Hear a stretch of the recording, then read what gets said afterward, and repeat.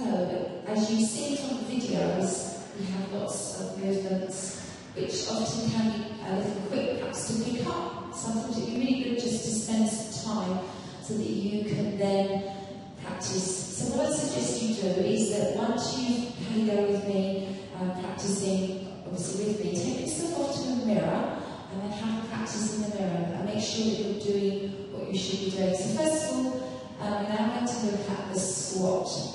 Now the squats work the buttocks, the front of your thighs and the back of your thighs. So powerful muscles. But statistically it's been shown that some people as you get older can't get out of a chair and they're still using their arms. So the legs have become really weak, so it's very important that we strengthen up these muscles. So we're going to use the squat to do so.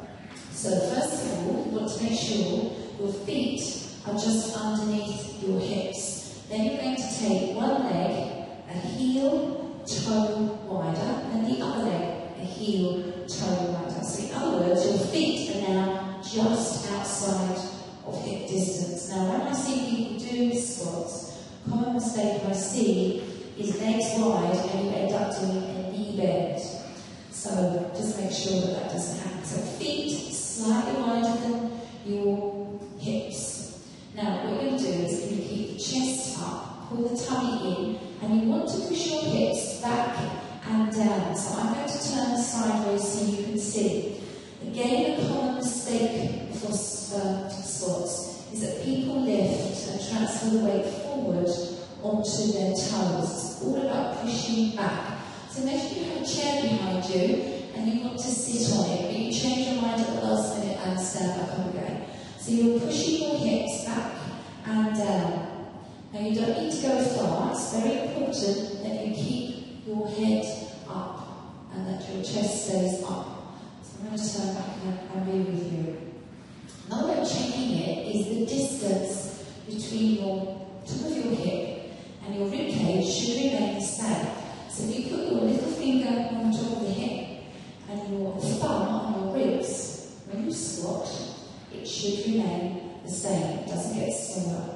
So just check that. So have a go. Do that hip, rib, check. There we go. Now it's also important to breathe. Now you may want to take your arms forward just to counterbalance yourself, but you don't have to. Make sure all the weight is coming back into the heels.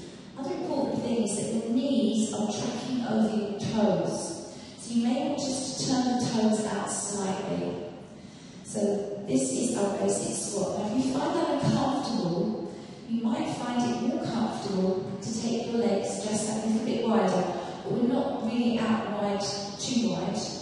And again, we're just pushing the hips back and down. So we're pushing the hips to the back of the room, wherever you happen to be. Now the way of checking it is that when you come down, you should be able to lift your toes. So I can move my toes. If I was forward on my feet, I wouldn't be able to do that. I'm going to drive through the feet as you rise, push through. So that is our squat. So I suggest you take yourself off to a mirror, have a go, have a practice of that movement, have fun.